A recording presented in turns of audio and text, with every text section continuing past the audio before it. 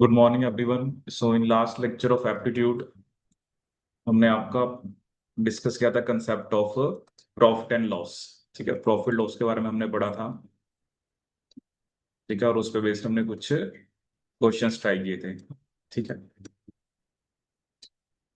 ठीक है, उसमें आपने देखा था कि एक सेलिंग प्राइस होता है, कॉस्ट प्राइस होता है, उससे रिलेटेड फॉर्मूले हमने देखे थे। ठीक है। फिर हमने एक डिसऑनेस्ट डीलिंग की बात की थी। ठीक है, और एक हमने डिस्कस किया था कि एक फॉर्मूला जिसमें अगर कोई भी टू आइटम्स या एंटिटीज जिनका सेलिंग प्राइस सेम है, ठीक है, बट एक के ऊपर आपको एक स्पेसिफिक जैसे 10% प्रॉफिट हो रहा है, एक के ऊपर 10% लॉस हो रहा है, तो उस केस में हमेशा क्या होता है? लॉस होता है। ठीक है। तो जो भी बेसिकली आपका अगर जैसे जैसे वो एग्जांपल हमने लिया था कि 792, ठीक है ना, ये प्राइस था किसका? आपका दो आइटम्स का। ठीक है। एक आइटम का ये प्राइस था 10% प्रॉफिट के बाद, एंड दूसरी आइटम का ये प्राइस था 10% लॉस के बाद।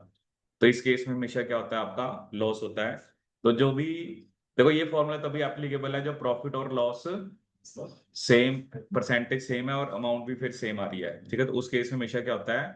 लॉस। तो उसमें मैंने बताया था ना, जो कॉमन गेन या कॉमन लॉस है। ठीक है। तो परसेंटेज लॉस का फॉर्मूला बताया था कि 10 का स्क्वायर बाय 100, तो कितने परसेंट लॉस आया था आपका? 1%। ठीक है। अब आज हम बात करेंगे पहले मिक्सचर्स की क्या होते हैं। ठीक है। और फिर थोड़ा सा कंसेप्ट देखेंगे कि सिंपल इंटरेस्ट क्या होता है, कंपाउंड इंटरेस्ट क्या होता है। ठीक है। अब मिक्सचर्स में क्या होता है ना, जैसे आप कोई भी दो, आपके पास जैसे मान लो कोई भी दो, जैसे आपके पास राइस है या कुछ भी है, जैसे आपके पास राइस की दो वैरायटी है। ठीक है। जैसे एक चीपर होगी, ठीक है, और एक होगी डियरर, जिसे बोलते हैं जो एक्सपेंसिव होगी। ठीक है। तो आपने क्या करा कि दोनों को कुछ ना कुछ क्वांटिटी मिक्स कर दी। ठीक है। और उसके बाद जो राइस आपके पास है उसको आपने एक स्पेसिफिक अमाउंट पे सेल कर दिया। ठीक है। तो उसमें वही वो पूछता है ना कि कितनी अमाउंट हम उसने ऐड करी, या जो चीपर वाले का था उसका क्या प्राइस था, डियरर वाले का क्या प्राइस था। ठीक है। तो जैसे इसमें हम एग्जांपल लेते हैं। ठीक है। जैसे सिंपल सा एक फॉर्मूला होता है इसके अंदर, क्योंकि इसका प्राइस कम है, ठीक है ना, इसका प्राइस कम है, इसका ज्यादा है, और इसके बाद जब दोनों को मिक्स करने के बाद जो वो राइस सेल कर रहा है, तो उसका एक क्या होगा? मीन प्राइस होगा। क्या होगा? एक मीन प्राइस। ठीक है। तो इसमें हम क्या फॉर्मूला लगाते हैं जब इस टाइप का क्वेश्चन आता है? तो इसमें आप लिखते हो कि जो क्वांटिटी है, quantity of cheaper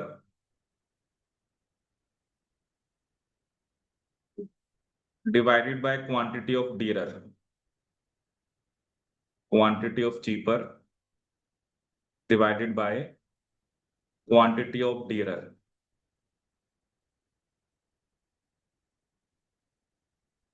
that is equal to price of dearer, price of dealer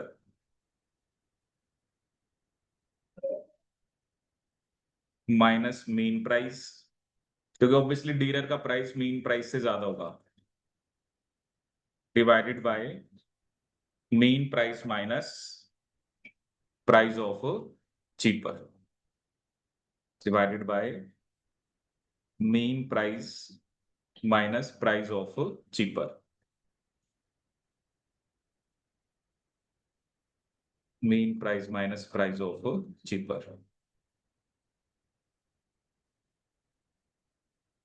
price of cheaper.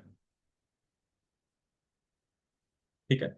सो इसमें आपको जैसे कुछ भी गिवन हो सकता है। ठीक है, मे बी आपको क्वांटिटी दोनों की दे रखी है, वो आपको मेन प्राइस दिया हुआ है।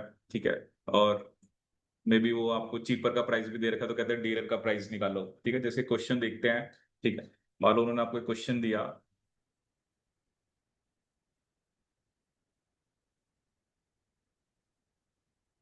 क्वेश्चन उसने आपको कहा कि जैसे 5 kg of rice, 5 kg of rice, ₹6 पर केजी, ₹6 पर KG is mixed with per kg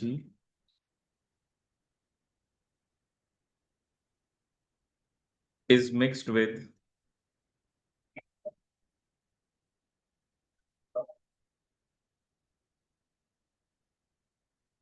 4 kg of rice, 4 kg of rice to get a mixture,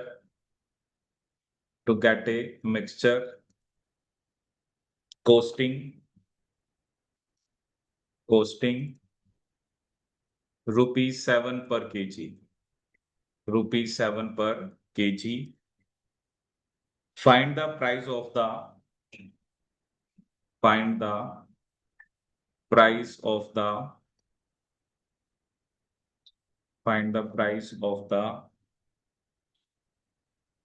costlier rice.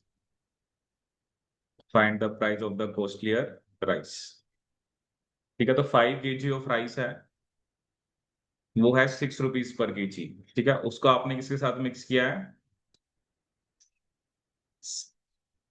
4 kg of rice. ठीक है, और जो मेन प्राइस वो कितना है? 7 रुपीज आया है। ठीक है, इसका मतलब क्या होगा ना, जो ऑब्वियसली 4 kg वाला आपका कॉस्टलियर होगा। ठीक है ना, क्योंकि जो मेन प्राइस है वो तो 6 से तो ज्यादा ही है ना आपका। ठीक है, तो इसका प्राइस जो है वो कॉस्टलियर होगा। ठीक है, अब जैसे फॉर्मूला हमने क्या लिखा है? Quantity of cheaper divided by quantity of dealer. ठीक है, अब चीपर यहाँ पर कौन सा है आपका? 5 kg वाला। ठीक है, तो इसको मैंने लिख दिया 5, और क्वांटिटी ऑफ डीलर कितनी है? 4 kg। डीलर का प्राइस मैंने निकालना है। ठीक है, ये प्राइस मैंने निकालना है। ठीक है, that is price of dealer, या जिसको आप कॉस्टलियर बोल सकते हो। और मीन प्राइस कितना है मेरा? 7 डिवाइडेड बाय 7 माइनस 6। ठीक है, तो ये कितना आ गया? 5/4 इज इक्वल टू, ये प्राइस ऑफ डीलर है। ठीक है, इसको मैं पीडी लिख देता हूँ, प्राइस ऑफ डीलर माइनस 7/1। ठीक है, अब 5/4 कितना होगा? ये आएगा 1.25। ठीक है, तो प्राइस ऑफ डीलर कितना आ गया? 1.25 plus 7 which comes out to be 8.25। तो इस तरह से हम इस फॉर्मूले को ऐसे यूज कर सकते हैं। ठीक है, अब वो डिपेंड करता है ना, आपको कुछ भी गिवन हो सकता है। ठीक है, जैसे इसमें मुझे बाकी सब कुछ गिवन था, मुझे प्राइस ऑफ डीलर निकालना था। ठीक है, वो मैंने जज कर लिया ना, क्योंकि ये तो कम ही है, ये मीन प्राइस से तो कम है, तो वो चीज चीपर है। और जिसका मुझे नहीं पता, जैसे 4 kg ऑफ राइस, ऑब्वियसली ये कैसी होगी आपकी डीलर वाली, या कॉस्टलियर होगी आपकी। ठीक है, तो कुछ क्वेश्चन जो है वो आपको इस बेस पे कर सकते हो। ठीक है, जिसमें आपको ये चीज गिवन होती है। ठीक है, अब मेन जो एक कंसेप्ट हमने पढ़ना है वो है, जिसमें हम बात करते हैं रिमूवल एंड रिप्लेसमेंट की। किसकी बात करते हैं? रिमूवल एंड रिप्लेसमेंट की। ठीक है, नेक्स्ट जो हमने कंसेप्ट देखना है that is of removal and replacement. Removal and replacement.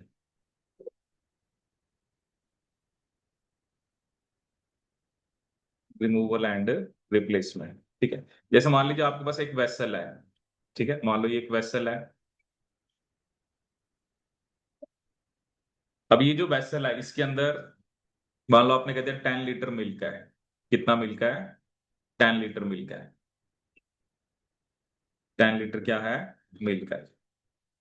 ठीक है, जैसे जिसे बोलते हैं एडल्ट्रेशन। ठीक है, अब मान लो मैंने क्या करा इस वेसल में से, ठीक है, 1 लीटर मिल्क को रिमूव करा, और इसमें मैंने 1 लीटर वाटर डाल दिया। ठीक है, मतलब जितनी क्वांटिटी, अब जैसे वो तो आप सेम ही रखना है, क्योंकि आगे जब हम फॉर्मूला पढ़ेंगे तो उसके लिए आपको जितनी क्वांटिटी आप रिमूव करें उतनी ऐड करनी है। ठीक है, अब इस वेसल में कितना मिल्क होगा?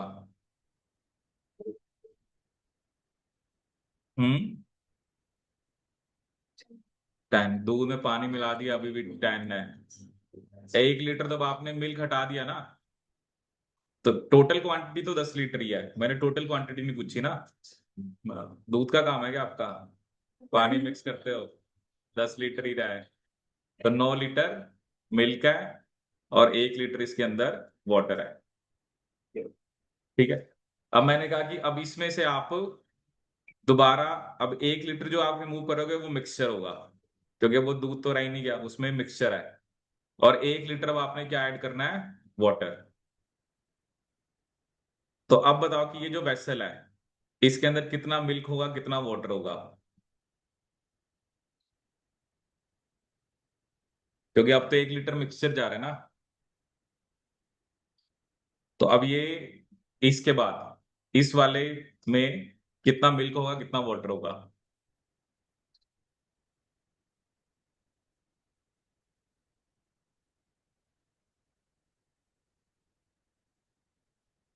ठीक है, अब देखो चलो यहाँ तक तो फिर भी सिंपल है, आपको कर लेना चाहिए। जैसे क्या ना, अब आपने 1 लीटर रिमूव करना है, यहाँ पे रेशियो कितनी है, जैसे ऑब्वियसली 9:1 है। ठीक है, तो अगर आप 1 लीटर का मतलब अगर 1000 ml को रिमूव कर रहे हो, तो मतलब वो 9:1 में ही रिमूव होंगे। मतलब 9 पार्ट्स किसके जाएंगे, मिल्क के, और 1 पार्ट जाएगा वाटर का। अब अगर 900 ml मिल्क चला गया तो कितना मिल्क रह गया है, 8.1 लीटर। 900 ml मिल्क इसमें से कम करेंगे ना। और अब 100 ml पानी गया था, बट 1000 आपने ऐड कर ही दिया, तो वो कितना हो रह गया, 1.9 लीटर। ठीक है, अब बात आती है फिर दोबारा, कि दोबारा आपने क्या करना है, 1 लीटर मिक्सचर को रिमूव करना है, 1 लीटर वाटर को ऐड करना है। ठीक है, अब ये डिपेंड करता है ना, इस ऑपरेशन को आप कितने टाइम्स तक करोगे।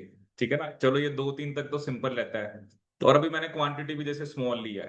ठीक है, अब इसमें एक फॉर्मूला होता है जिसकी हेल्प से आप, जैसे वो आपको देगा, जैसे ये अब कितनी बार होगा, this is 1 time and 2 time.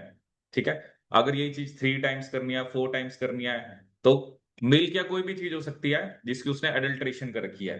ठीक है, सो बट इसमें आपको एक चीज ये ध्यान रखनी होती है, जितनी क्वांटिटी आप रिमूव कर रहे हो उतनी ऐड करनी है। ठीक है, only then formula is applicable. और ये नहीं है कि अभी एक स्टेप पे तो 1 लीटर रिमूव करा, मैं अगले स्टेप पे 2 लीटर कर लेता हूँ, ऐसा भी नहीं है। For all the steps same amount has to be removed and same amount has to be added. ठीक है, वो चाहे कुछ भी है, जैसे वो मान लो 20 लीटर होता है, आप 2 लीटर कर रहे होते, then throughout the experiment you have to keep it 2 litre removal and replace it with, ठीक है, जिससे भी आपने रिप्लेस करना है। ठीक है, तो फॉर्मूला क्या आता है उसके लिए, वो मैं यहाँ पे समझना हमने। तो फॉर्मूला ये है कि जैसे अगर यहाँ पर मिल्क की बात कर रहे हैं, quantity of milk left, quantity of milk left after nth operation. nth का मतलब क्या है कि n टाइम्स मैंने इसको करा है।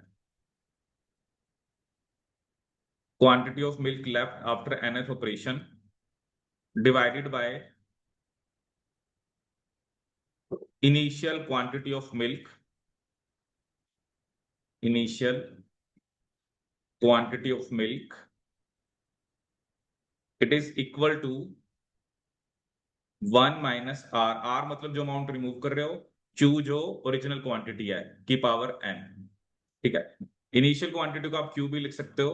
ठीक है, R वो अमाउंट है जो आप रिमूव कर रहे हो। ठीक है, अब जैसे मैं यहाँ पर इसको मतलब फॉर्मूले को लगा के देखता हूँ। ठीक है, क्योंकि मुझे ये क्वांटिटी निकालनी है आफ्टर nth ऑपरेशन। ठीक है, तो इसको हम यहाँ पर क्या लिख देते हैं, क्योंकि क्यू तो हमने इनिशियल क्वांटिटी को डिनोट करा है, इसको हम क्यू एल लिख देते हैं, क्वांटिटी लेफ्ट।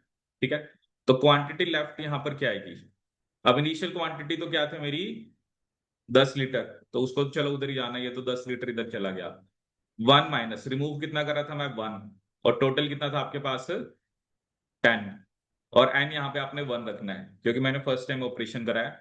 तो ये कितना आ गया, 10 × 10 - 1, 9/10। तो 10 से 10 तो कैंसिल हो गया, तो कितनी क्वांटिटी आई, 9 लीटर। ठीक है, अगर ये मैंने एक बार ही करा है, दिस इज फर्स्ट, मतलब आपको ये एंड चेंज करते जाना है, जितनी बार आप कर रहे हो ये एंड चेंज होगा। अगर आपने इसको दूसरी बार करा तो क्यू एल क्या आएगा, 10 × ऑब्वियसली ये कितना आएगा, 9/10 का स्क्वायर, 9/10 का स्क्वायर, तो कितना आ गया, 10 × 81/100। तो ये कैंसिल हो गया, तो क्या आंसर आया, 8.1 लीटर। ठीक है, तीसरा फिर आपका, अगर इसी ऑपरेशन को मैं थर्ड टाइम कर रहा हूं, तो मेरा आंसर आएगा 10 × ये मतलब सेकेंड टाइम हो गया, ये थर्ड टाइम, 10 × 9/10 का क्यूब। ठीक है, तो वो कितना आएगा, 10 × अब 9 का क्यूब कितना होगा? That is 729। 729/1000, तो ये कितना आ गया? 7.29 लीटर्स। मतलब थर्ड ऑपरेशन जो मैं इसके बाद कह रहा था ना, अगर आप इसमें से अब 1 लीटर मिक्सचर को हटाओगे और 1 लीटर आप क्या ऐड करोगे? वाटर, तो कितना आएगा आपका? 7.29 लीटर्स। ठीक है, तो इस फॉर्मूला के बेस पे आप, अब देखो क्या ना, this formula is only applicable जब आप थ्रू आउट द एक्सपेरिमेंट, ऐसा नहीं है ना कि आप अमाउंट को चेंज कर लो। You have to keep the same amount you are removing. ठीक है, वो जरूरी ना 1 लीटर ही हो। जब भी जैसे मैं आपको क्वेश्चन भी कराऊंगा, वो चाहे आपकी, आप 2 लीटर कर रहे हो, 3 लीटर कर रहे हो, तो फिर तो वही होगा ना कि ये आर वो वैल्यू फिक्स हो जाएगी। क्यू आपका क्या है? वो इनिशियल क्वांटिटी है। बस ये वो आपसे पूछेगा कि कितने ऑपरेशंस, मतलब कितनी बार आप इसको कर रहे हो।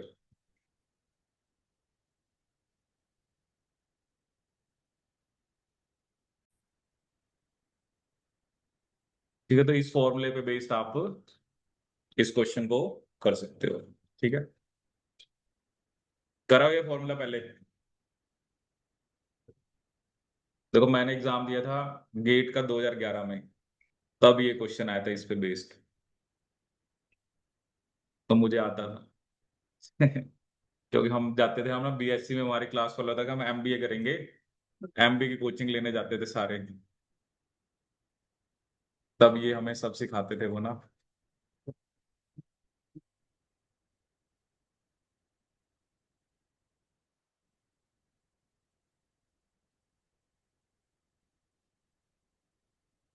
तो ऐसा होता था ना क्लास में, जैसे अब वो कहीं कहते थे कि वही वही बात, आज जो बातें वो, आज से मैं आपको वही बता रहा हूँ कि 15 साल पहले भी यही बातें थी, 15 का उससे ज्यादा ही हो गया। वही हमारे भी बहुत सारे ऐसे सीनियर थे, जैसे वो एमबीए कहते हैं हमें एमबीए करनी, आगे एमएससी नहीं करनी। तो हमारे क्लास वाले, मेरे को तो ये था कि चलो थोड़ा बहुत आपको एप्टीट्यूड आना चाहिए वैसे भी ना। हमने थोड़ा बेसिक सा कोर्स करा था, एक्चुअली सेकंड ईयर में थे तब हम ना। तो वो कहते थे या तो पहले थोड़ा बेसिक सा कोर्स होता है, फिर उसके बाद वो एडवांस कराते थे। कैट के लिए, कैट का चलता था, कैट की कोचिंग लेनी है। तो अब वही होता है, क्लास में एक दो जा रहे हैं, कहते चलो यार कोई नहीं, मेरे ख्याल में 10,000 रुपये फीस होती थी उस टाइम, कोई नहीं दे देंगे, चलो थोड़ा इंग्लिश आज सीख लेंगे, ये सीख लेंगे। अब क्लास में पता ही नहीं है, जैसे ग्रुप्स बने होते हैं ना, तो 3 4 ने दूसरों को बताया ही नहीं हुआ, उधर भी 3 4 ने दूसरों को नहीं बताया हुआ। अब जिस दिन फर्स्ट क्लास थी, तू यहाँ क्या कर रहा है? तू यहाँ क्या कर रही है? तो सबका ऐसे ही था। तो वहां पे ऐसे लग रहा है क्लास के बड़े सारे मतलब बच्चे थे। चलो ये होता है कि थोड़ा बहुत वहां से आप एप्टीट्यूड को चलो सीख लिया था वहां पर, तो वो हेल्प करा आगे ना, जब ये एग्जाम्स दिए ना। क्योंकि वो तो फिर हम गए ही नहीं उसके बाद, 3 4 5 महीने गए जितना भी था उनका, फिर हमने वो करा ही नहीं। क्योंकि वो तो कॉलेज वाले टीचर ही टोंट मारने लग जाते थे, वो उनको तो होता है ना एमएससी करो। मेरा एक दोस्त कहता है मैम हम ना एमबीए बायोटेक्नोलॉजी में करेंगे।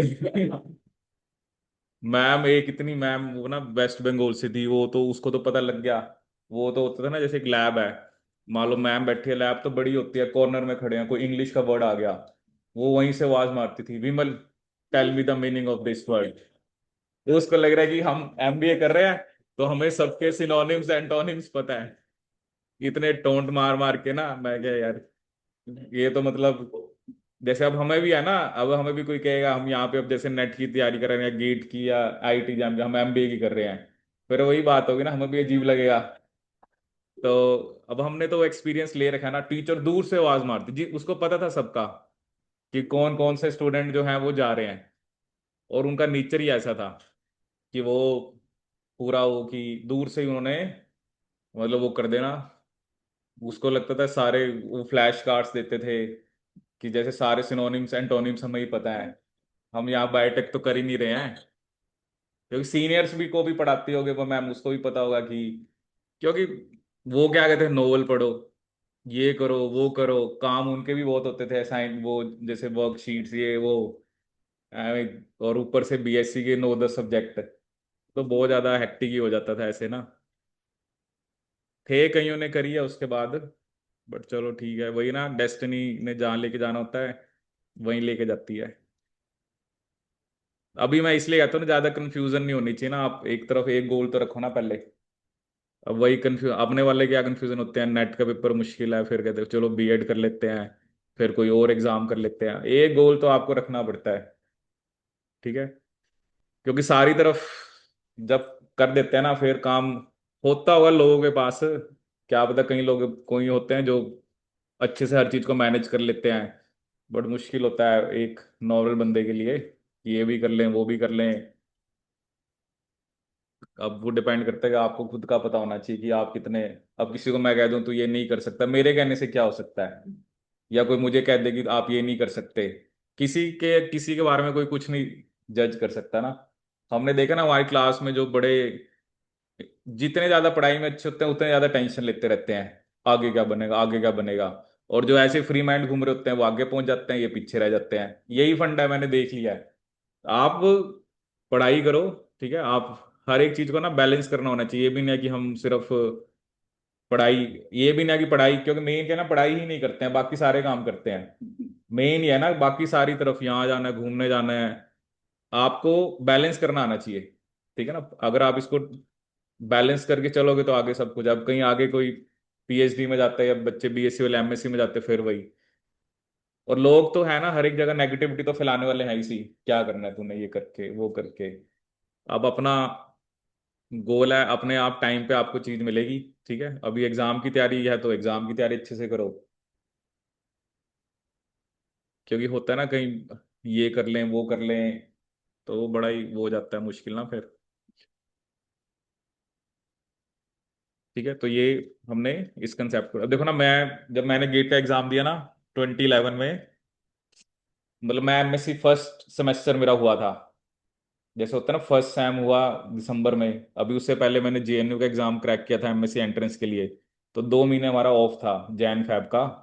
अब करने को तो मैं भी ऐसे ही कर सकता था, लेकिन मेरे पास, मुझे पता था भी, मैंने उसकी करी है, चलो फॉर्म फिल किया, मैं तैयारी करता हूँ, क्योंकि 2 महीने हमारा विंटर ब्रेक होता था वहाँ पे ना शिमला में। तो मैं कहा चलो पढ़ते हैं कुछ सब्जेक्ट, थोड़ा वही रिवाइज। और ये एप्टीट्यूड का भी था मेरे पास मटेरियल, क्योंकि घर पे ही थे। तो मैंने दिया, फिर मेरा तभी रैंक आ गया था 221। मतलब मेरे सीनियर्स के भी रैंक नहीं आए थे, वो भी हैरान हो गए इसका इतना अच्छा रैंक आ गया, हमारा तो आया नहीं है, ये तो हमारा जूनियर है, ये तो सेकंड सेमेस्टर में आके हमारे से अच्छा, मतलब अच्छा रैंक लेके आया है। तो बात वही होती है ना कि अब वो टाइम ऐसा था, या तो मैं भी फ्री घूम सकता था, बट मुझे था कि चलो। लेकिन मैं ऐसा नहीं रहा ना कि बहुत ज्यादा ज्यादा मतलब टाइम है, मेरे को कहता थोड़ा थोड़ा करके आप पढ़ते रहो, ठीक है ना, थोड़ा थोड़ा करके। अभी तो एमएससी में 2 साल होते हैं, लेकिन पढ़ते हम कैसे हैं, वही लास्ट के दिन 2-4 दिन पहले पढ़ते हैं, सेमेस्टर एग्जाम देते हैं, फिर वो नॉलेज नहीं बनती ना आपकी, और वो अब समझ आती हैं बातें ना। तो मेरे को तो ऐसा होता था कि साथ साथ थोड़ा थोड़ा पढ़ते रहो, और लास्ट में एकदम प्रेशर नहीं लेना होता। चलो जी, तो ये हो गया आपका। तो ये क्वेश्चन जब आता है तो मुझे लगता, तब आता है ना, उस टाइम भी मेरे 15 मार्क्स का आता है ये एप्टीट्यूड ना, 10 नंबर आए थे फिर भी 15 में से। तो 10 नंबर देखो ना, 10 नंबर में तो मतलब वहां पर तो 1000-2000 रैंक का फर्क आ जाता, 1000 रैंक का तो आ ही जाता। जैसे मेरी 221 थी ना, एक हमारी सीनियर थी, उसके 60-61 मार्क्स थे शायद, उसकी रैंक 80-85 थी। मतलब देखो ना, 4-5 नंबर में ही 140-50 रैंक का फर्क आ गया। जिसके और मेरे से 2-4-5 कम थे, वो 500-600 पे पहुंच गए। तो एक नंबर मतलब 100 रैंक का डिफरेंस, या एवरेज 50 भी लगा लो, 5 नंबर 250-300 रैंक का पीछे हो गए। तो इसलिए एक एक नंबर की इंपॉर्टेंस होती है, ठीक है। चलिए क्वेश्चन करते हैं अब इसी पे बेस्ड। ठीक है, बस आपको ये फॉर्मूला याद रखना है, ठीक है। And only this formula is only applicable जब आप जितनी क्वांटिटी रिमूव कर रहे हो उतनी आप ऐड कर रहे हो, ठीक है।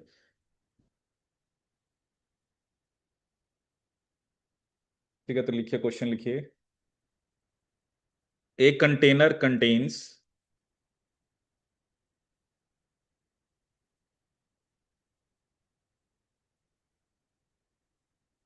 40 litres of milk, 40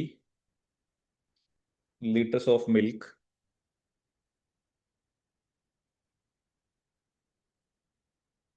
from this container, from this container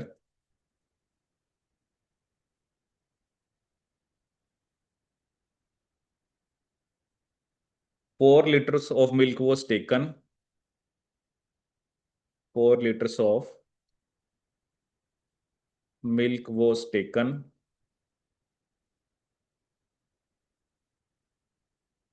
out and replaced by water.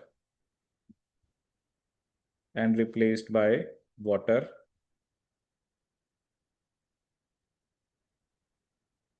This process was repeated. This process was repeated. Repeated.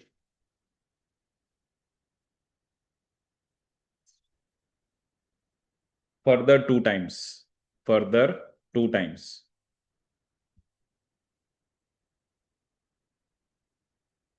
How much milk is now? How much milk is now?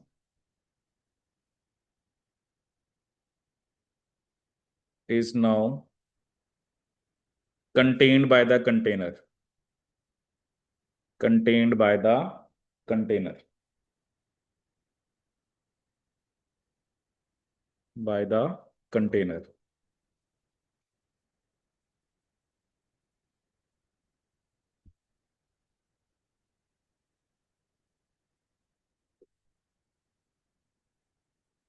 Option A 26.34 liter. Option B 27.36 liter.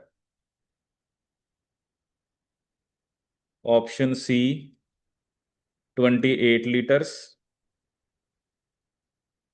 And option D 29.16 liters.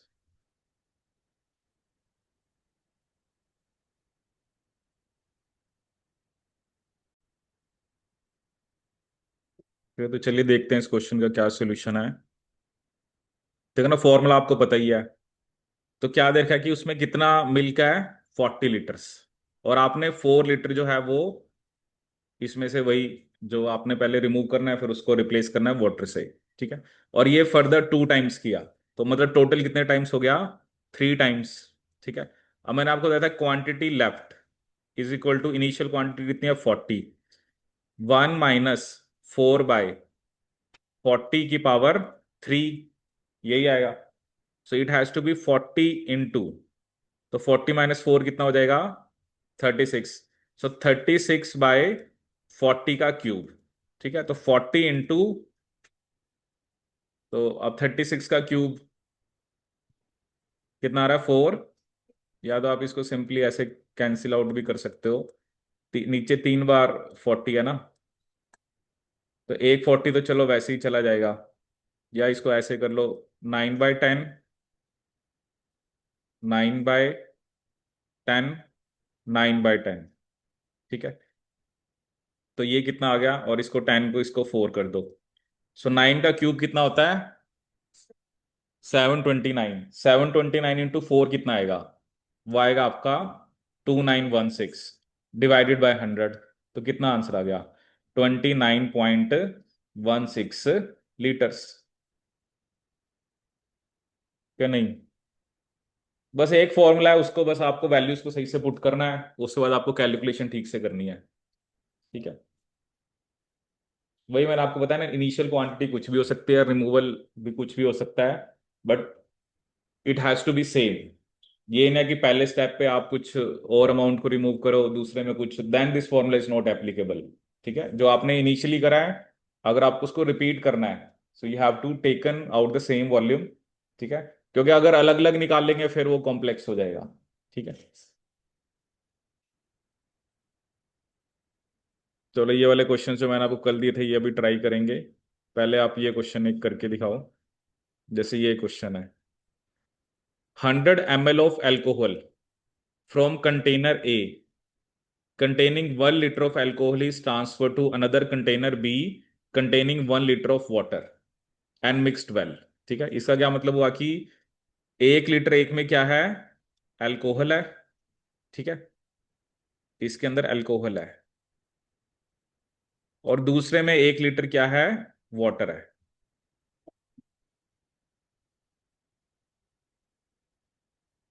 अब वो क्या कह रहा है कि हमने इसमें से जो 100 ml है, ठीक है, वो हमने किस में ट्रांसफर कर दिया,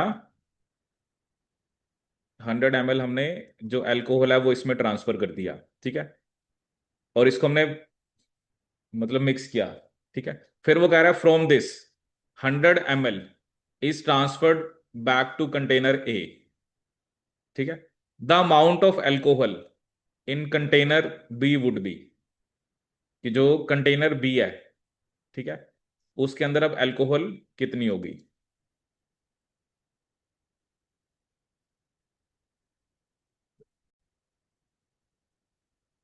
तो चलिए देखते हैं इस क्वेश्चन को। तो क्या क्वेश्चन था आपका कि 100 ml of alcohol from container A containing 1 litre of alcohol is transfer to another container B containing 1 litre of water, ठीक है।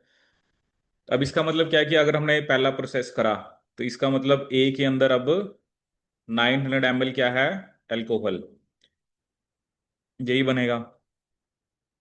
ए के अंदर आपकी 900 ml एल्कोहल है, और बी के अंदर 100 ml तो एल्कोहल है, बट साथ में 1000 ml क्या आपका वाटर है, ठीक है। अब इसमें से जब हमने 100 ml को ट्रांसफर करना है, ठीक है, अब उसमें देखना पड़ेगा ना कि कितना वाटर जाएगा कितनी अल्कोहल जाएगी, ठीक है ना। अब जैसे अगर यहां पर अगर हम देखें तो ये 100 ml है, ये 1000 है, ठीक है। तो अब हमने इसका 100 ml इधर ट्रांसफर करना है, ठीक है। तो टोटल ये तो टोटल एक तरह से ये तो 1100 ml है। तो इसमें से कितना इसमें से आपका अल्कोहल जाएगा कितना वाटर जाएगा, वो हम कैसे निकालेंगे। जैसे टोटल तो 1100 ml हो गया ना, अब ये तो है नहीं, ये तो मिक्सचर है। अब इसमें से कुछ अमाउंट तो अल्कोहल की जाएगी और बाकी अमाउंट किसकी जाएगी, वाटर की जाएगी।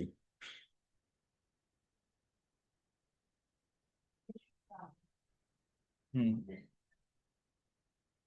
नहीं, 100 और 1000 क्या रेशो होगी, 1:10।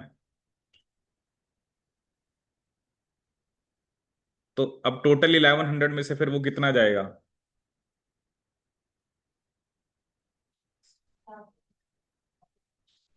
उस हमें ये निकालना है ना कि जो 100 ml हम यहाँ पे वापस भेज रहे हैं, उस 100 ml के अंदर कितना ml अल्कोहल है और कितना ml आपका वाटर है। अल्कोहल और वाटर के ml हमें निकालने पड़ेंगे।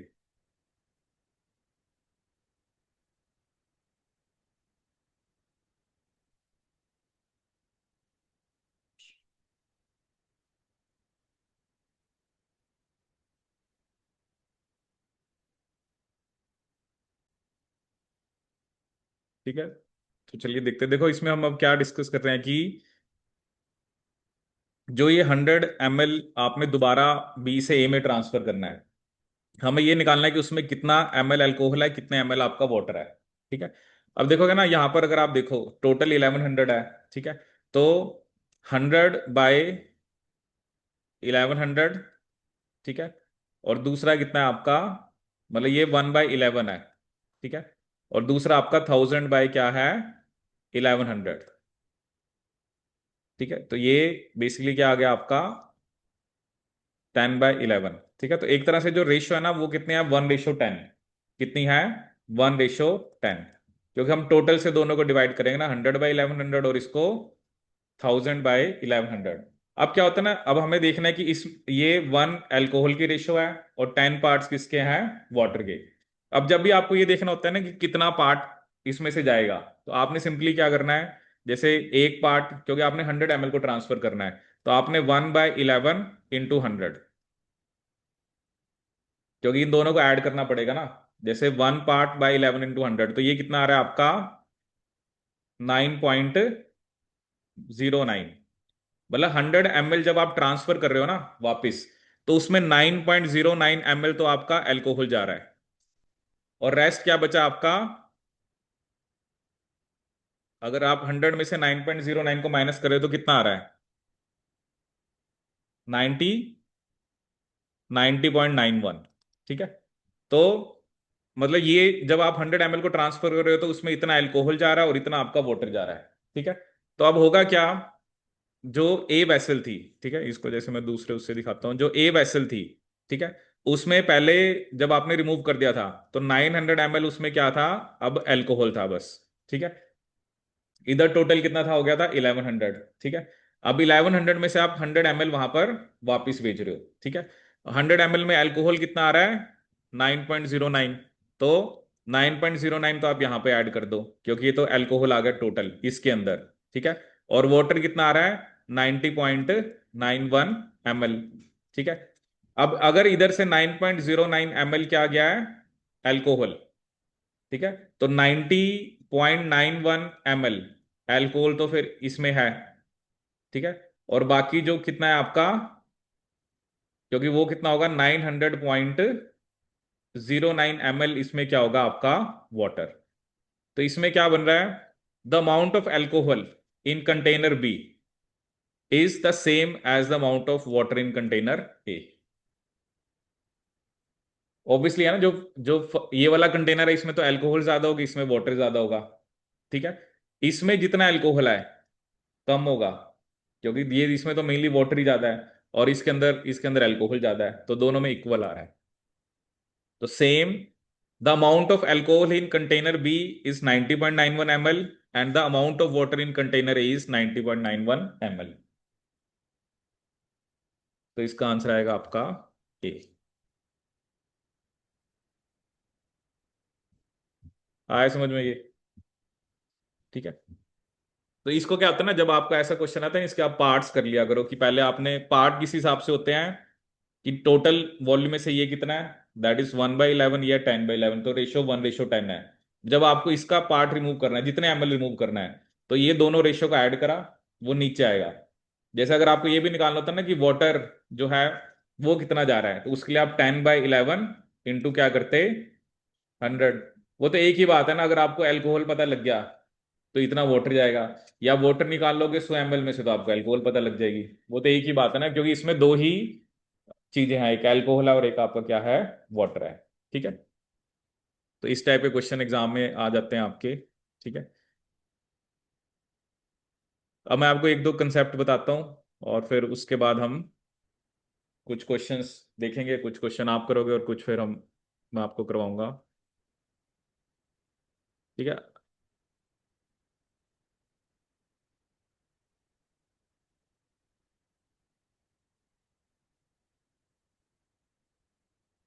ठीक है, अब नेक्स्ट इसमें क्या आपका,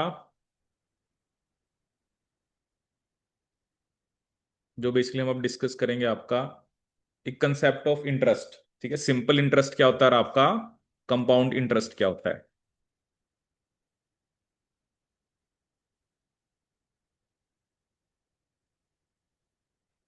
इंटरेस्ट, ठीक है, एक होता है आपका सिंपल इंटरेस्ट और एक होता है आपका कंपाउंड इंटरेस्ट, ठीक है। इंटरेस्ट मतलब जिसे हम क्या बोलते हैं, ब्याज, ठीक है ना, कि जैसे आप कोई लोन लेते हो या किसी से पैसे लेते हो तो वो आपको कुछ इंटरेस्ट पे देता है, कि आप इतना मुझे, मतलब अगर मैं आपको इतने पैसे दे रहा हूं तो मैं आपसे 1% इंटरेस्ट लूंगा, 10% लूंगा, जो भी आपका, ठीक है। तो दोनों इंटरेस्ट में हम फर्क समझेंगे कि सिंपल क्या होता है और आपका कंपाउंड क्या होता है, ठीक है। पढ़ते थे छोटी क्लासेस में कि नहीं।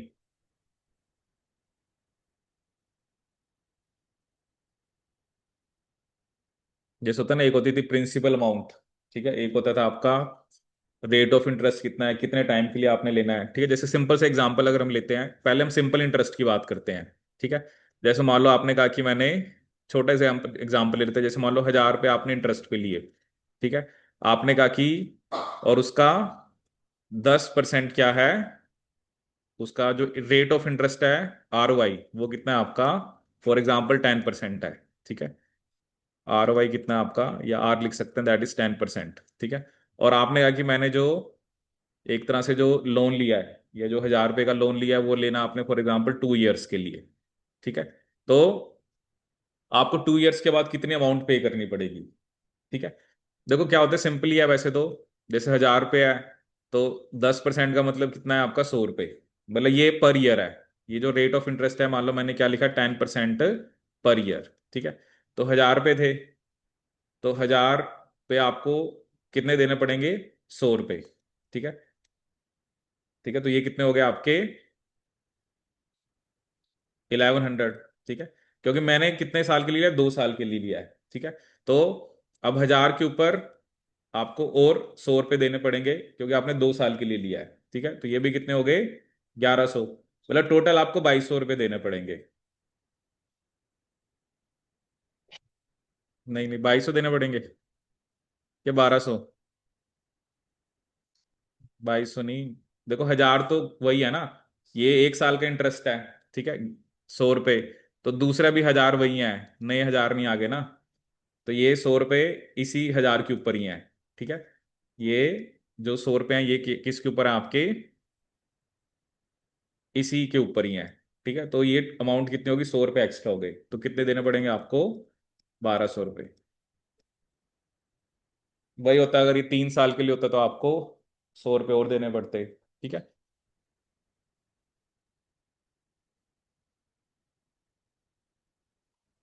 ठीक है, तो बेसिकली जो आपका सिंपल इंटरेस्ट आता है उसका जैसे फॉर्मूला क्या होता है? पी होता है principal amount into R into T by 100। Principal amount कितनी थी यहाँ पर? 1000 रुपये। रेट ऑफ इंटरेस्ट कितना था? 10%। टाइम कितना था? 2 ईयर। ठीक है, इसको आप 100 से डिवाइड कर दो, तो ये कितना आ गया? ये 200 रुपीज। ये इंटरेस्ट की अमाउंट आई है आपके पास ना, ये किसकी अमाउंट आई है? इंटरेस्ट की।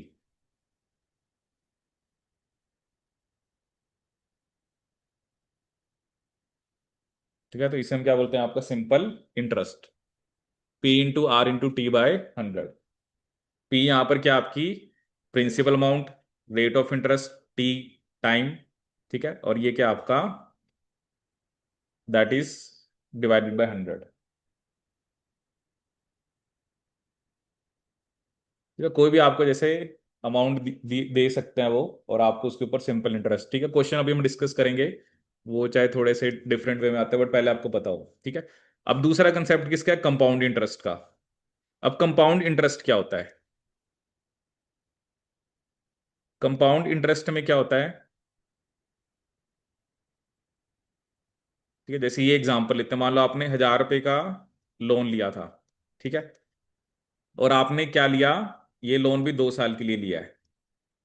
ठीक है, अब कंपाउंड इंटरेस्ट का क्या कंसेप्ट होता है? जैसे मान लो आपने 1000 रुपये का लोन लिया। ठीक है, तो इसमें भी हमने कह दिया कि जो रेट ऑफ इंटरेस्ट है वो कितना है आपका? 10%। ठीक है, तो 1000 रुपये के ऊपर जो जो रेट ऑफ इंटरेस्ट है वो कितना है? 10%। तो कितना हो गया वो? That is rupees 100। पहले साल तो ये हुआ। अब वो क्या कहते हैं कि जो अमाउंट है उस पे भी आपने 10% इंटरेस्ट देना है। ठीक है, और जो आपने पहले साल का जो इंटरेस्ट आया था उसके ऊपर भी 10% और देना है। जैसे 1000 रुपये पे तो देना ही था, सिंपल के अंदर भी जैसे 100 रुपये हो गए इस 1000 के ऊपर, क्योंकि ये तो फर्स्ट ईयर हुआ।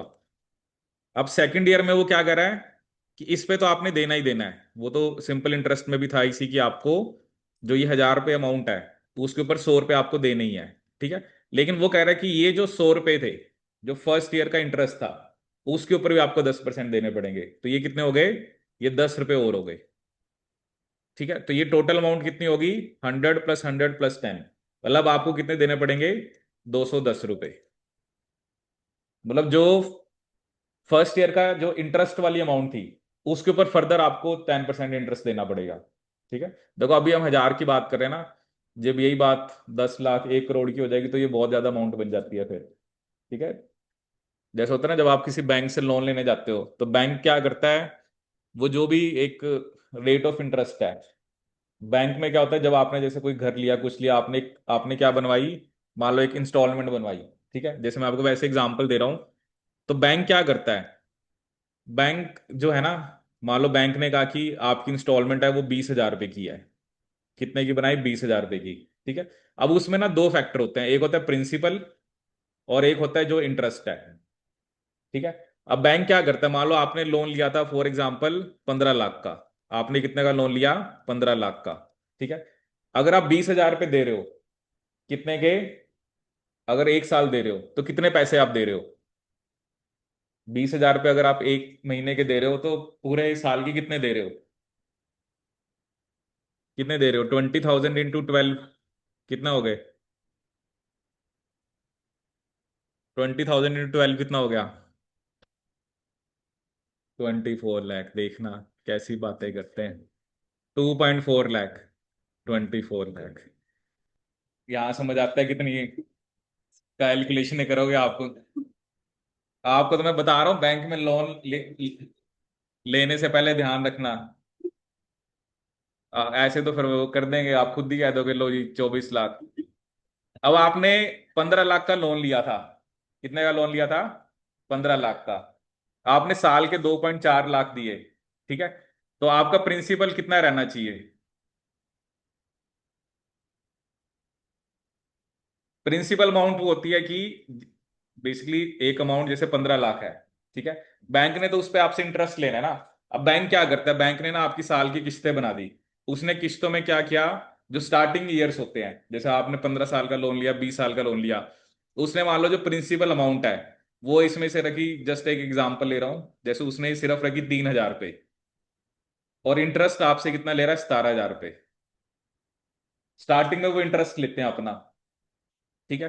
अब क्या हो रहा है, जैसे जैसे, अभी तो हम सिर्फ 1 साल की बात कर रहे हैं ना, मान लो थोड़ा सा आपका प्रिंसिपल नेक्स्ट मंथ और कम हो गया, मान लो 3,050 रुपये हो गया, तो ये फिर भी कितना रह गया? 16,950। ठीक है। जब आप देखोगे 1 साल के बाद, दिए तो आपने 2.4 लाख है। ठीक है। लेकिन ये जो प्रिंसिपल अमाउंट है, मान लो ये अभी भी कहां पे खड़ी है? 14.8 लाख के ऊपर। मतलब आपने प्रिंसिपल में से सिर्फ 20,000 कटे। ये मैं वैसे एग्जाम्पल दे रहा हूं कि आप ये मान के चलो कि वो पहले इंटरेस्ट लेते हैं आपसे। किस्त तो वही रहेगी, वो कहेंगे 15 साल यही किस्त है। मान लो अब क्या होगा, ये तो स्टार्टिंग ईयर है। जब लास्ट वाले साल आएंगे, जैसे 15, 14, 15 साल आ रहा है, उस टाइम पे ये चीज उल्टी होगी। प्रिंसिपल 17,000 जा रहा है, इंटरेस्ट 3,000 जा रहा है। तो बैंक क्या करते हैं, बैंक को इसलिए इसमें फायदा होता है क्योंकि वो आपसे इंटरेस्ट ही ले रहा है, प्रिंसिपल तो बहुत कम हो रहा है आपका। ये तो मैं वैसे एक रफ फिगर दे रहा हूँ, मतलब स्टार्टिंग वाली इंस्टॉलमेंट्स के अंदर। ठीक है। जैसे मैंने चलो और थोड़ा ज्यादा ही कम ले लिया, मे बी मान लो 5 और 15 है या 6 और ऐसे है। तो जैसे जैसे ईयर्स बढ़ते जाएंगे, तो प्रिंसिपल की अमाउंट बढ़ती जाएगी, इंटरेस्ट की अमाउंट जो है वो घटती जाएगी। तो इस तरह से ये करते हैं। इनको स्टार्टिंग इसलिए लोग कहते हैं ना, जब आप कोई लोन लो तो आपको स्टार्टिंग ईयर्स में क्लियर कर दो तो अच्छा है, क्योंकि बाद में तो फिर वही है कि बाद में तो आपका वो प्रिंसिपल ही कट हो रहा है, बाद में फर्क नहीं पड़ता। लेकिन इनिशियल ईयर्स में क्योंकि वो इंटरेस्ट ले रहे हैं। आप सोचो ना, आपने लिया 15 लाख का था, मान लो ये 14.5 लाख आपने, चलो 2,40,000 दिए, मान लो 14 लाख भी हो गया, तो आपने 1 लाख ही प्रिंसिपल आपका कम हुआ है। अगर हम यहाँ पे मैं 14 लाख भी लिख दूं ना, तो 1 लाख ही आपका प्रिंसिपल क्या हुआ है? कम हुआ है। बाकी जो है वो आपने इंटरेस्ट दिया है बैंक को, किस चीज का? कि आपने उनसे लोन ले रखा था। 1 लाख कम हुआ, और 1.4 लाख आपने क्या दे दिया? इंटरेस्ट। फिर ऐसे ही साइकिल चलती जाती है। तो बैंक वालों का लोन में ये रहता है, पहले वो क्या लेते हैं आपसे? इंटरेस्ट। इंस्टॉलमेंट वो सेम रखेंगे, 20,000 ही। उसमें ना ये फैक्टर होगा कि भाई प्रिंसिपल का फैक्टर कितना कम हो रहा है, इंटरेस्ट कितना जा रहा है। इंटरेस्ट तो आपकी जेब से जा रहा है ना, वो तो कुछ है ही नहीं, वो तो खत्म बात है। आपको ये प्रिंसिपल 15 लाख पे करना है। तो ये रहता है इसमें। ठीक है। इसका भी एक फॉर्मूला होता है कंपाउंड इंटरेस्ट का। इसमें हमारे पास अमाउंट आती है, जो टोटल आती है, दैट इज इक्वल टू जो भी आपकी प्रिंसिपल अमाउंट है इंटू 1 + R/100⁴ ठीक है। तो इसमें जैसे ये अमाउंट आएगी टोटल। ठीक है, देखते हैं अमाउंट कितनी आ रही है। प्रिंसिपल कितना था? 1,000। रेट ऑफ इंटरेस्ट कितना था? 10/100⁴, जैसे एन यहाँ पर 2 ईयर्स है। ठीक है। तो 1,000 इंटू ये कितना आ गया आपका? 110/100 का स्क्वायर। तो ये कितना आ गया? 1,000 इंटू ये आएगा 12100 divided by 100, divided by, sorry 40 हो जाएंगी, वो है आपका दो ये गए, और इसमें कितना आएगा? 110 की पावर 2, देखना कितना आ रहा है। अच्छा ये भी 1,000 ही है ना, तो 2 0 ये गई, ये 3 ही चली गई, और एक ये गई। तो ये अमाउंट आ गई 1,210। ये वो अमाउंट है जो, मतलब amount is principal plus interest. ये किसका फॉर्मूला है? कंपाउंड इंटरेस्ट का। तो अमाउंट कितनी आई है? 1210, ठीक है। प्रिंसिपल कितना था, 1000 रुपये। तो कंपाउंड इंटरेस्ट कितना है आपके पास, 210। मतलब याद, ये देखो ना, ये तो एक सिंपल वे था समझाने का। अदरवाइज फॉर्मूला आपको ये अप्लाई करना पड़ेगा। ये अमाउंट आएगी टोटल, जो आपको 2 साल के बाद देनी पड़ेगी, ठीक है। अमाउंट क्या होता है, अमाउंट वही है ना जो प्रिंसिपल प्लस इंटरेस्ट है।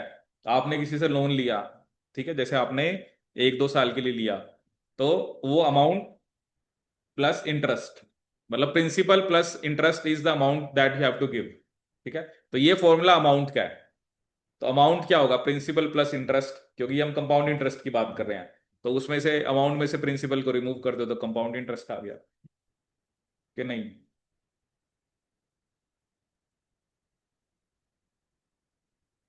तो ये चीज इसमें थोड़ी सी आपको ध्यान रखनी होती है कि कंपाउंड इंटरेस्ट क्या होता है। कंपाउंड इंटरेस्ट में क्या है कि 1 साल के बाद जो इंटरेस्ट बना है उसके ऊपर भी आपको इंटरेस्ट देना पड़ेगा, ठीक है ना। जैसे उसके तो मान लो कहते हैं मेरे को तो 1 साल के बाद 1100 रुपये हो गए, ठीक है।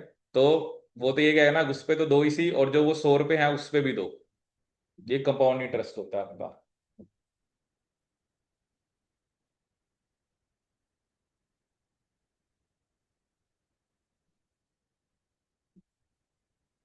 चलो एक दो जैसे आपको क्वेश्चन कराता हूँ, क्वेश्चन थोड़े से इस पे आते हैं आपके ना।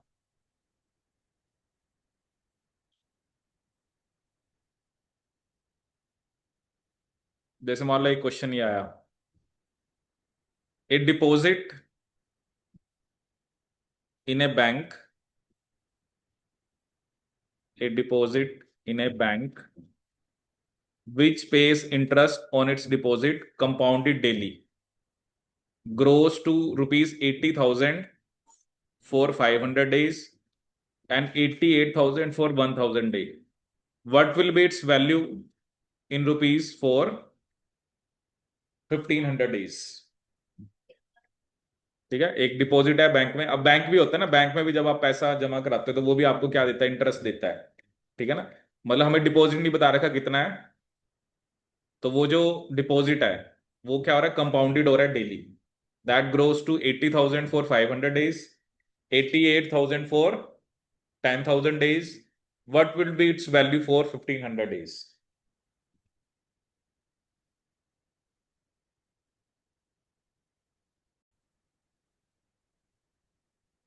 ठीक है, तो चलिए देखते देखते हैं इस क्वेश्चन को।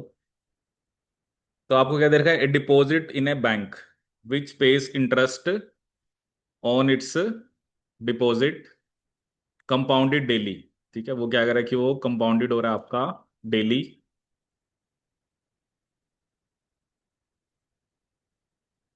ठीक है। जैसे कोई भी एक अमाउंट होगी, इनिशियली जो भी अमाउंट थी, जैसे वो एक्स अमाउंट थी, ठीक है। क्या थी आपकी, एक्स अमाउंट। तो वो अमाउंट वो क्या बता रहा है कि 500 डेज के बाद ग्रोस टू 80,000, ठीक है।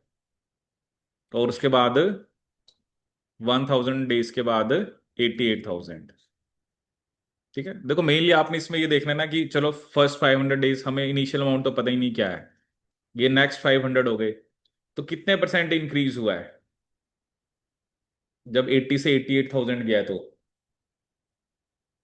क्योंकि इंक्रीज हम कैसे निकालते हैं, जो चेंज आया है, चेंज कितना आया है 8,000 का, इनिशियल कितना था 80,000 इन 100, तो ये कितना आया आपका, ये कितना है आपका 10%, ठीक है। तो ये कितना आ रहा है आपका 10%, ठीक है। 8 से 8 चला जाएगा,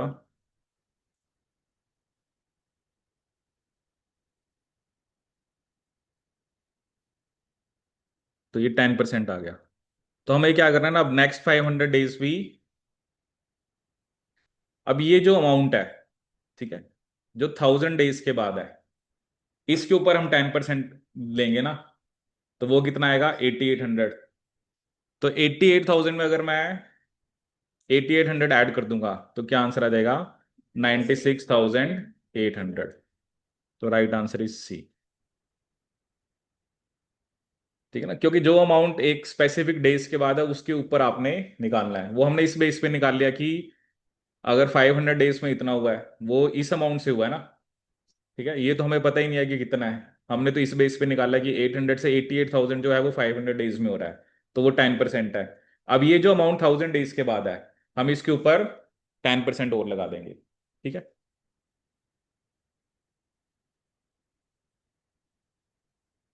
ठीक है, अब जैसे ये क्वेश्चन मैं आपको कराता हूँ।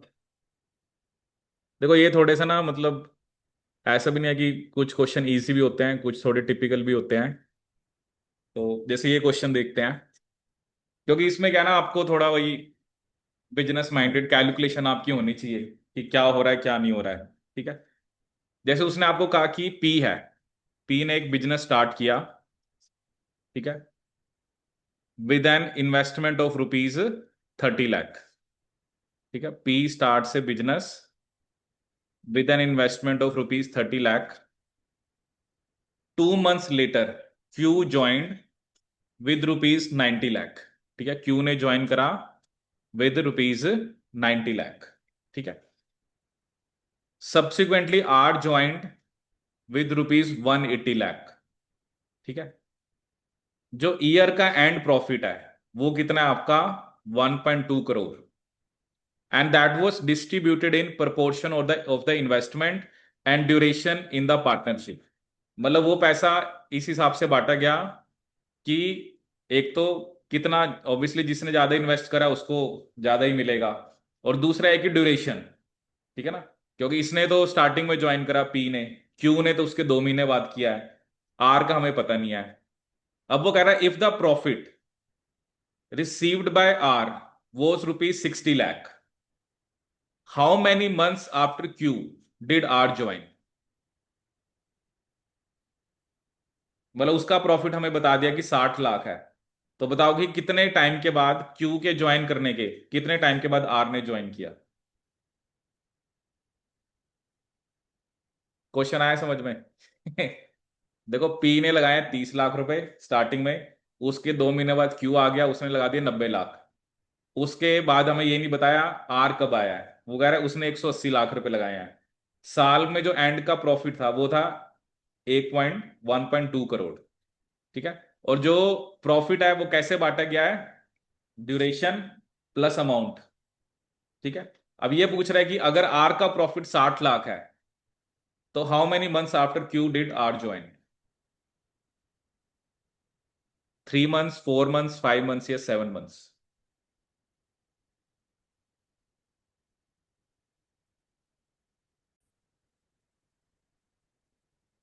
चलिए देखते हैं इस क्वेश्चन को। अब देखो ना, आपको इसको पहले समझना पड़ेगा कि कैसे हमें इस क्वेश्चन को करना है। ऐसे नहीं है कि कुछ फॉर्मूला इसमें लगेगा। देखो पी ने एक बिजनेस स्टार्ट करा, उसकी इन्वेस्टमेंट कितनी है, 30 लाख रुपए है, ठीक है। उसकी इन्वेस्टमेंट कितनी है, 30 लाख रुपए है, ठीक है। उसके 2 महीने बाद क्यू ने ज्वाइन करा, उसकी इन्वेस्टमेंट कितनी है, 90 लाख है, ठीक है। और आर ने उसके भी बाद ज्वाइन करा, वो हमें नहीं पता है कब करा है, वही हमें निकालना है। उसकी इन्वेस्टमेंट है 180 लाख रुपए, ठीक है। प्रॉफिट कितना है, 1.2 करोड़। और वो हमने इस तरह से बांटना है कि इन्वेस्टमेंट एंड ड्यूरेशन, ड्यूरेशन भी देखनी है ना कि जितनी ड्यूरेशन के लिए ज्यादा इन्वेस्ट करा है, और इन्वेस्टमेंट दोनों चीजें हैं, ठीक है। अगर किसी की इन्वेस्टमेंट कम है, ड्यूरेशन ज्यादा है, तब भी ऑब्वियसली उसको उस हिसाब से प्रॉफिट मिलना चाहिए, ठीक है। अब वो कह रहा है कि प्रॉफिट जो आर को मिला है वो 60 लाख का मिला है। कितने का मिला है, 60 लाख को। अब ये यहां से हमें आइडिया हो रहा है, अगर आर को 60 लाख मिले हैं तो इसका मतलब क्या है कि जो पी और क्यू हैं उनको मिलके भी 60 लाख मिले हैं। मतलब तो यही बना ना कि पी और क्यू का जो प्रॉफिट है, एक दोनों का मिलके, वो आर के इक्वल है, ठीक है। अब इसमें देखो आपको क्या करना पड़ेगा कि, क्योंकि ड्यूरेशन यहाँ पे मैटर कर रही है, जैसे पी ने स्टार्ट करा, ठीक है, और ये 1 साल के बाद का प्रॉफिट है, ठीक है। पी ने किससे स्टार्ट किया था, 30 लाख से, ठीक है। अब हम पहले की बात करते हैं जब उसने 30 लाख इन्वेस्ट करे, ठीक है। मतलब पी और क्यू का जो मतलब इन्वेस्टमेंट प्लस ड्यूरेशन, ठीक है ना, वो किसके इक्वल आनी चाहिए, जो आर का है, ठीक है ना। देखो आर की इन्वेस्टमेंट ज्यादा है, ड्यूरेशन ऑब्वियसली उसकी कम है। इनकी क्या है, इनकी जैसे अब 30 और 90 भी मिला लो तो भी 120 लाख है, बट इनकी ड्यूरेशन ज्यादा है। अब देखो इसको मैं कैसे करूंगा, सबसे पहले पी आया, तो पहले इनिशियल बात करते हैं। पहले 30 लाख पी ने लगाए। कितने लगाए? 30 लाख। ठीक है। अब ये 2 महीने बाद आया ना क्यू, तो पहले हम इसके सिर्फ 2 महीने लिख देते हैं, 30 + 2। ठीक है। अब क्या होगा, क्योंकि हम 1 साल की बात कर रहे हैं। ठीक है, लिखने को तो चलो आप इसको चाहे 13 × 12 भी लिख लो, कोई फर्क नहीं है। 13 × 2 प्लस अब 2 महीने बाद क्यू भी आ गया। क्यू की इन्वेस्टमेंट कितनी है? 90 लाख। तो इसका मतलब अब क्यू जो है वो 10 महीने के लिए इन्वेस्ट करेगा। ठीक है। अब अगले 10 महीने पी और क्यू के इकट्ठे ही हैं। तो 30 लाख प्लस 90 लाख कितने हो गए? 120। अब ये 120 लाख कितने महीने के लिए है? 10 महीने के लिए। वो चाहे आप 30 × 12 लिख लेते, प्लस 90 × 10 लिख लेते, एक ही बात है कि नहीं? 30 × 2 का क्या मतलब है? पहले 2 महीने तो सिर्फ पी ने ही दिया ना, पहले पी ने बिजनेस स्टार्ट किया है, उसने 30 लाख लगाए थे, तो 2 महीने तक तो कोई आया ही नहीं था, तो उसके 60 लाख लगे हुए थे बस। ठीक है। फिर क्यू आ गया, वो 90 हो गए। तो पी और, क्योंकि पी और क्यू का जो है हमें अलग से नहीं पता है क्या है, हमें यह पता है कि उस दोनों का 60 लाख रुपए है। ठीक है। 120 × 10, तो ये कितना आ रहा है? 60 + 1200। मतलब ये 1260, इसके अंदर अमाउंट प्लस क्या ऐड है आपके, मतलब इसमें इन्वेस्टमेंट भी ऐड है, प्लस ड्यूरेशन भी ऐड है। ठीक है। अब बात यह कि मतलब अगर इतनी इन्वेस्टमेंट और ड्यूरेशन है तब 60 लाख का फायदा हो रहा है, यही मतलब हुआ ना? तो एक ये तो पक्का है कि 1260 ही होना चाहिए। ठीक है। वो पी का भी इतना ही, वो जो आर्क है वो भी 1260 ही आना चाहिए, तभी उसको 60 लाख का होगा। लेकिन उसकी इन्वेस्टमेंट कितने की थी? 180 लाख की। ठीक है। Investment into month, investment into month, तो उसके मंथ कितने आ रहे हैं? उसने इस 180 लाख कितने मंथ के लिए इन्वेस्ट करे? तो क्या आ रहा है वो? 1260/180 कितना आ रहा है? 7। मतलब इसने सिर्फ 7 महीने ही पैसा दिया है, 180 लाख रुपए 7 महीने के लिए। तो इसने स्टार्टिंग में ज्वाइन करा, इसने उसके 2 महीने बाद। अगर इसको 7 महीने का करना है तो इसने आर मतलब क्यू के ज्वाइन करने के बाद आर ने कितने महीने बाद ज्वाइन करा होगा? 3 महीने बाद। क्योंकि तभी तो 7 मंथ रह जाएंगे ना, 2 और 3 5, और 7 मंथ, इसका मतलब उसने 3 मंथ्स के बाद ज्वाइन करा है, और ज्वाइन और 7 मंथ्स के लिए उसने अपनी इन्वेस्टमेंट दी है। आया नहीं आया समझ? देखो क्या ना, इसमें जो आपको जो प्रॉफिट मिल रहा है वो इन्वेस्टमेंट और ड्यूरेशन पे मिलना है।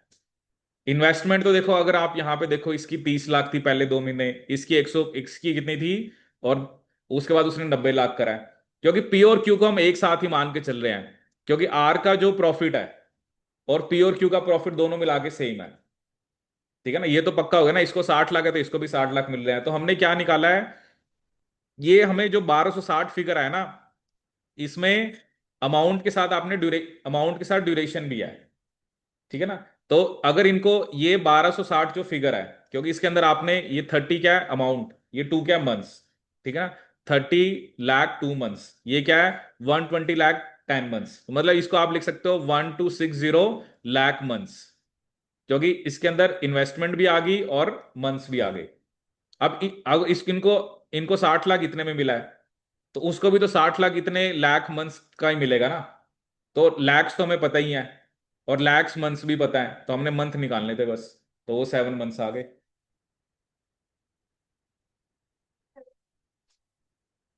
वो वैसे भी कर दो ना, अगर वैसे करोगे तो फिर 30 × 12 करना है, तो फिर आपको 90 × 10 करना है। 30 × 12 कितना होता है? 360। 90 × 10 कितना होता है? 900, तो वो भी तो 1260 आ रहा है। बात तो वही है ना। इसने इन्वेस्टमेंट करी है 12 महीने के लिए, इसने करी है 10 महीने के लिए, ऐसे कर लो। मैंने क्या किया, मैंने कहा कि पहले उसका 2 महीने का ही लिखा। अब 10 महीने तो दोनों को इकट्ठे ही जा रहा है, 90 भी जा रहा है 30 भी जा रहा है, मैंने दोनों को इकट्ठे लिख के 10 महीने से मल्टीप्लाई कर दिया। और ये हमें पता है कि इतने लाख मंथ्स के ऊपर उनको 60 लाख का प्रॉफिट हो रहा है। ठीक है। क्योंकि 1 करोड़ 20 लाख प्रॉफिट है ना, 60 लाख, अगर 60 लाख आर का है तो पी और क्यू का भी तो 60 लाख है ना। तो अगर ये 60 लाख इतने पे है, तो इसका भी 60 लाख इतने पे ही आना चाहिए। ठीक है ना, बट बात यह है कि इसकी इन्वेस्टमेंट ज्यादा थी, इसके मंथ्स फिर कम लगे हैं। इन्वेस्टमेंट कम है, पी और क्यू का दोनों का मिला के, पी ने 12 महीने, क्यू ने 10 महीने, उनको दोनों को मिला के जो प्रॉफिट हुआ है, क्योंकि इसकी इन्वेस्टमेंट देखो ना, इसकी 180 लाख है, उसने 180 लाख इन्वेस्ट करे सिर्फ 7 महीने के लिए, और उसका प्रॉफिट ज्यादा हो गया। जितना पैसा ज्यादा लगाओगे उतना प्रॉफिट आपका ज्यादा। अगर बिजनेस डूब गया तो फिर खत्म है। कम वाले का भी डूब गया, ज्यादा वाले का भी डूब गया।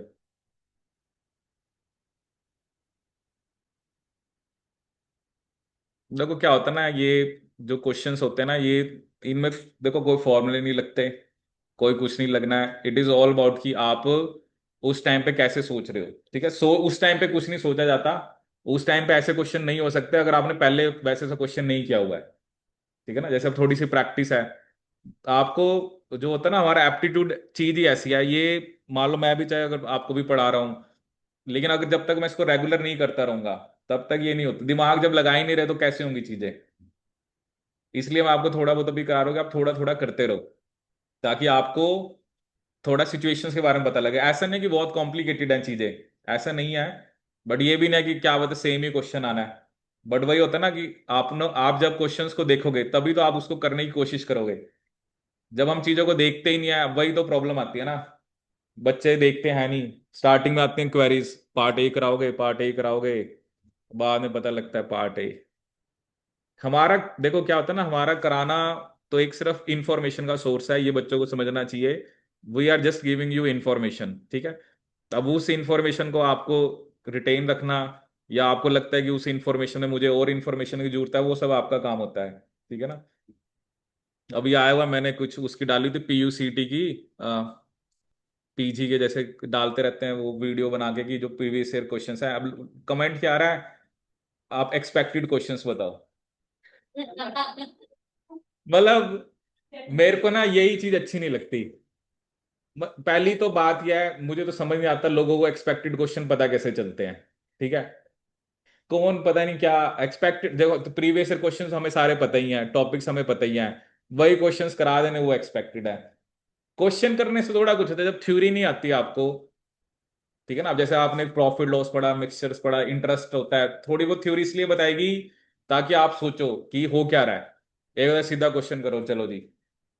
ठीक है, अब प्रॉफिट क्या है, लॉस क्या है, कैसे हमें, जैसे अब इस क्वेश्चन से हमें ये पता लगा कि जैसे आप किसी कंपनी में इन्वेस्टमेंट करते हो, कैसे होता है ना, आप देखते हो लोग आपके हर एक इन्वेस्टर चाहिए होते हैं कंपनी को ना, जैसे रियल स्टेट है, वो कहते हैं आप पैसा लगाओ। ठीक है ना। और जैसे शेयर खरीदते हैं लोग, शेयर क्या होते हैं, शेयर यही होता है कि वो कहते हैं आप अपना पैसा लगाओ, हमें फायदा होगा तो हम तुम्हें भी देंगे। कंपनी को तो पैसा मिल गया ना आगे इन्वेस्ट करने के लिए। अब कई बार क्या होता है, कंपनियां डूब जाती हैं, क्योंकि कई बार कंपनियां ये दिखाती हैं हमारे पास पैसा ज्यादा है। कंपनी ने दिखा दिया मेरे पास 100 करोड़ रुपए है, ठीक है, लॉस हो गया 120 करोड़ का, जबकि पैसे उसके पास थे ही नहीं इतने। कंपनी पैसा दिखाना होता है ना, कंपनी ने दिखा तो दिया मेरे पास पैसा ज्यादा है, लेकिन कंपनी ने पैसा तो दिखा दिया मेरे पास ज्यादा है और लॉस हो गया, तो इसका मतलब क्या है कि वो तो कंपनी फिर पता पता लग जाता है ना झूठ बोल रही है। ठीक है। अब जैसे अब ये था अपना बायजूस था, उसने इंडियन टीम को मतलब स्पॉन्सर किया हुआ था, और बाद में क्या हुआ कि भाई उनको पैसे ही नहीं दे पाए। लोगों से पैसा इकट्ठा कर लिया कि हम हमारा ट्यूशन सेंटर है, अब जाके स्पॉन्सर दे रहे हैं इंडिया टीम को। अब उनका पैसे उन्होंने उसके पैसे नहीं दिए बीसीसीआई वालों के।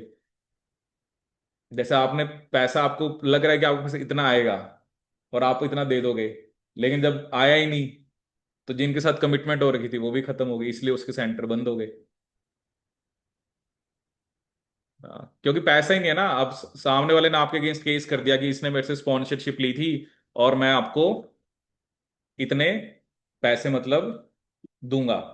आप 1 साल की स्पॉन्सरशिप है, आपको था कि पीछे से पैसा आएगा, मैं इन्वेस्टरों से पैसा उठाऊंगा, पीछे इन्वेस्टर ने कहा कि नहीं दे रहे हम, तो आगे कैसे दे दोगे। यही होता है ना ये।